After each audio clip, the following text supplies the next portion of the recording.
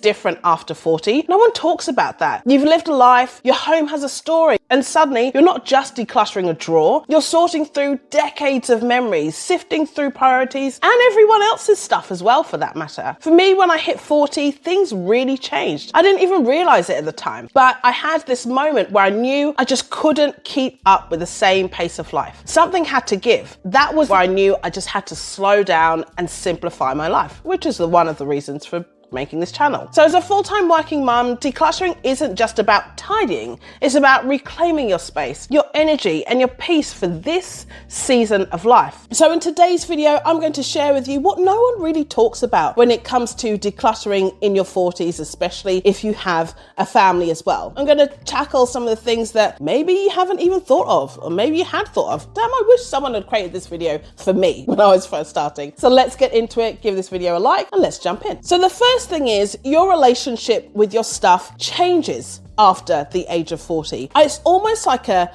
clock went off in my head, a clock, alarm, I don't know what you want to call it, but one of those things. It's like almost an alarm went off in my body when I hit 40. And I just realized, like, I don't want all this stuff. Someone can come and take it. I don't care. I want to get rid of it. I just didn't value the stuff that I had. What I did value, my values completely changed. And it was that I valued spending time with my family, being there for them, going on a bike ride, having that time. I'd spent so long trying to work my way up the career ladder, have all of these things around me without really realizing, actually, I don't value that stuff. It's not actually that important to me. Memories are what's important to me. Spending that time with my family, that's what really shifted for me. So it's one of those things that you have probably encountered, or you're at that stage at the moment in your own journey, and you've realized that that internal alarm bell, clock, 40-year-old time bell alarm has gone off in your mind or in your body internally, and you're just like, no, something has to change. That was one of the biggest realizations, and it is that prompt to start decluttering, getting rid of stuff, being more intentional with what you're buying. Well, that's how I've been feeling anyway. Now, this tip in particular is that the guilt hits different. It hits differently than anything else that I experienced. Now, this can be in relation to your own kids' stuff, their toys, but more so my own belongings, I found. So when I decluttered my closet, this is probably about 18 months ago now, I realized that there were things that I was still holding on to. So for example, I had this beautiful red Adidas jacket, and it's a tracksuit top even. I bought it in Paris when I was 19 years old. I bought it from a thrift store for like 10 euros, and I love it, and I've still got it. The thing doesn't fit me anymore, obviously, but I just love it, and it's the story behind it. You know, it's an original from the 70s, and you know, I showed my kids, like, wow, my God, it's got this like felt collar. It's completely different. What I'm trying to get at is it's that emotional layer. It was that past version of myself when I was 19 years old that I have that emotional tug of war with, that I don't really want to get rid of, and I don't want to let it go. Why is that? Like, listen, I'm no expert here by any stretch. I'm just sharing what I know, but it definitely, that guilt really hits different. Whereas if I was, I don't know, 30 years old or something, or younger, I probably would have been like, oh yes, fine, just get rid of it. But it's one of those things, it's traveled with me all over the world. I bought it in Paris, I lived in the UK, I had it when I was in New Zealand, and now I live in Australia. It's literally traveled the world with me, that one jacket, and I can't get rid of it. I just love it. So there's a real emotional layer or emotional tug of war that you'll have with yourself trying to get rid of your clutter. So let's widen that lens and shift the perspective for a second. Oh, and if you're wondering who I am, my name is Jay. Hey, welcome to the channel. On this channel, we focus on all things decluttering, simplifying our lives as full-time working mums, so we can really focus in on the things that matter, and making coffee at the same time. If you're at that point and that season of life right now, then go ahead and consider subscribing. We are on the road to 1,000 subscribers, so I'd love to be able to get there with your help. All right, let's get into the next tip. The third one is the clutter that you have now isn't just yours. as I alluded to earlier, it's no longer just your clutter when you lived by yourself or you're single or whatever. It was almost, maybe you lived in a shared house or apartment or whatever. Everything that you owned was essentially inside of that one room and maybe a car if you had a car. But now it's not just that, it's a whole house, and a whole house full of stories, and a whole level of another 4 opinions, depending on how big your house is, that have to be made to be able to declutter that. I feel like I've been on a bit of a journey with this, trying to get my family involved and let them know and understand the reasons behind it. My youngest, bless him, he's only 8 years old, which is completely understandable. He loves everything. He doesn't want to get rid of nothing. And when I even say, oh, I'm going to get rid of something or I'm going to donate this, he's like, oh, really? Can we keep it? He loves to keep everything. He's like his father. But it's one of those things, the clutter that you have now is not just yours. And I wish that someone had shared more about that and how to kind of overcome that. I think one of the things that I've had to do is really bring them on the journey with me. So, I start clearing something out and one of them, at least one, is always interested, comes over, oh, what's that? What are you doing here? Or I was, going through my CD collection. Yes, CDs, yes, obviously, I'm over 40. My CD collection and getting rid of some of the CDs that I know that I'll never listen to again. But it sparked a great conversation with my eldest son and we were going through it together and taking a look at the CDs. And I was like, oh, I bought this one when I was here or when I lived here, blah, blah, the whole thing. So I think bringing them on the journey as well has really helped us to be able to declutter things. I'm definitely not as far as I would like to be, but we're getting there. We're getting there. One small baby step at a time. So number 4 is the emotional tug of war with clutter, with your family's clutter for that matter. Now, as I said before, I talked about it a little bit, it is just the clutter that you have now is your whole family. It's your kids' stuff. It's your kids' clothes. It's your kids' old school uniforms, bikes. It's all the things that you've owned or maybe had when you moved from one house to another, but you never really got rid of. It's all the clothing. It's all the history. It's all the sentimental items. Maybe you've even got in-laws or relatives' belongings in your homes, and all suddenly sits on you and feels so much harder to get rid of. That's exactly how I feel,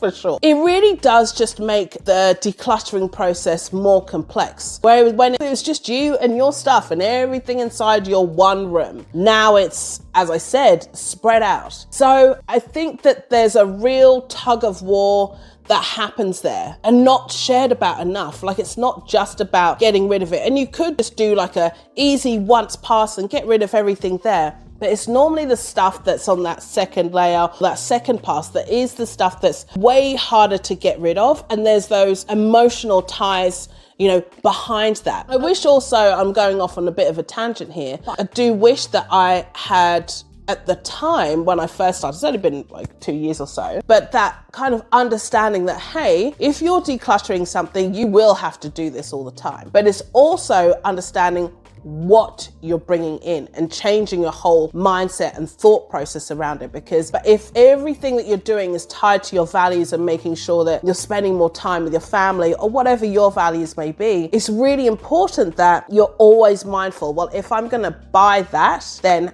am I going to get rid of something else? Do I need to buy that or buy those 3 things or 5 things or whatever, or a bulk buy in Costco for whatever reason? Do I need that? Will I have space? Will it take up more space? Will it be more clutter? So many questions, but that I do feel that everything's tied to the value that you want to have in your own life, and it can be different for everyone. Number 5, this is the hormonal and mental load shifts, right? And this is, I'm not sure if that's the best way to say it, but it really is a shift. When you're now decluttering in this period of season of your life, over 40 years old, there's definitely a shift in the mental load that you're taking on. Your brain, especially if you're mom, working full time, got kids, family, your brain is at capacity. Like there's almost not enough space to squeeze in there. It's almost like you've got a suitcase and you're just trying to squeeze in that one last pair of summer sandals that you know that you might wear whilst you're on holiday, but you know you're not going to wear it. But you just want to squeeze it in. Sometimes that's how your brain feels. On the other end of the spectrum,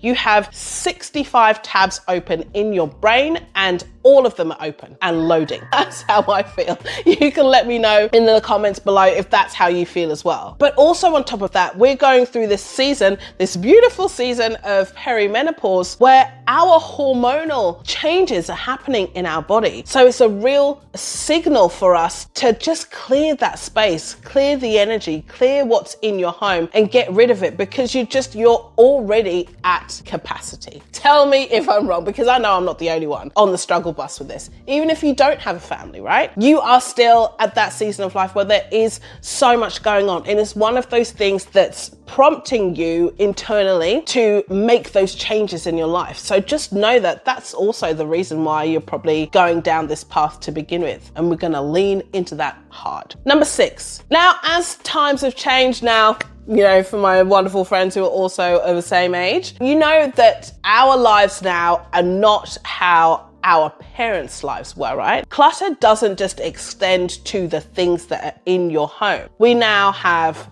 the physical clutter, yes, have mental clutter. We have emotional clutter. We also have digital clutter, children's clutter. That's one of the things. But those 4 things in particular, it's now stacked on top of each other. And it's almost at this stage in your life, as I said before, you reach capacity and you're like, hell no, something has to change. I cannot anymore. And that's the stage and the point that I was at with my own life, because I just realized that I just couldn't keep up with the demands of life. We got all the work clutter as well, and all of the things that you're either being asked to do that you know are outside of your job description, but you've got to try and do it because you want to be seen to be effective and blah, blah, blah. Maybe I'm making it harder for myself. I'm talking from my own experience. Maybe I'm making it harder for myself, but I know that there's all those layers of clutter that all need to go through to release and get rid of. And I definitely feel that happened only when I hit my 40s. I wasn't even thinking, even at 39, I don't think I'd even contemplated, you know, getting rid of some stuff or even thinking more clearly about how I want to be spending my time. I don't think I'd even done that. Had you? Did you do that? I don't know. I hadn't, for sure. Even with that as well, clearing the visual clutter. Listen, I'm on this journey, but oh my goodness, I've got it nailed down. You know,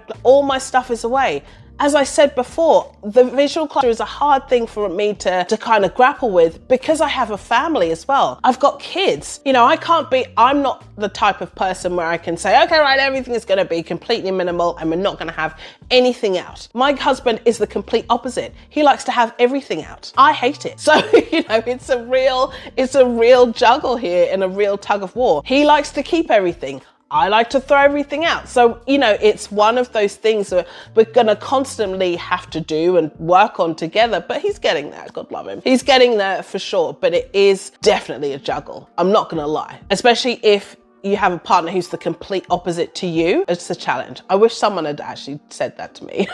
But even started this journey. If you're enjoying these so far, I would love to hear from you. Let me know if you would like a part 2 to this. Happy to do another one. These are just things that I had been thinking about and I definitely wanted to share because I knew that someone else out there will be on the struggle bus with this, or even at the beginning of their decluttering journey, or wondering why there's this sudden internal urge and surge to start getting rid of stuff. Is the things that I've mentioned. I have one more to share with you, so let's get into that. This was a real mindset shift that I had to play with myself. It's almost like a game to myself. It was the shift that I wasn't just decluttering for now, I was decluttering for the future, the time that I can spend with my family. Coming back to my original point at the very beginning about having that time to spend with them, decluttering for the future and making sure that I am building this simpler and calmer life. That's been so integral to almost everything that I've been doing. Even on the days I'm like, oh my goodness, I have no energy, I can't do this anymore. Or when I was doing my pantry declutter and felt like it was going on for ages. It took me a whole month to fully declutter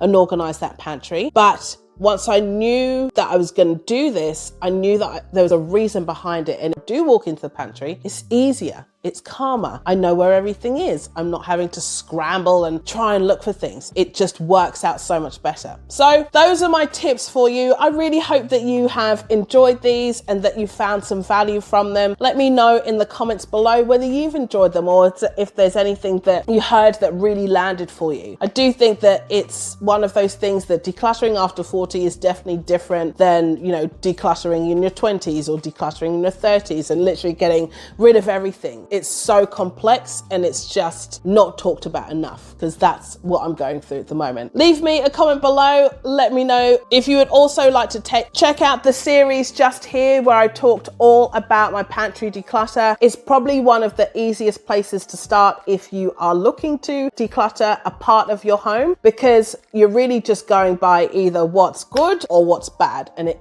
allows you to make simpler and quicker decisions. Check out that series just here, and until next time, gorgeous one, keep fighting for simplicity.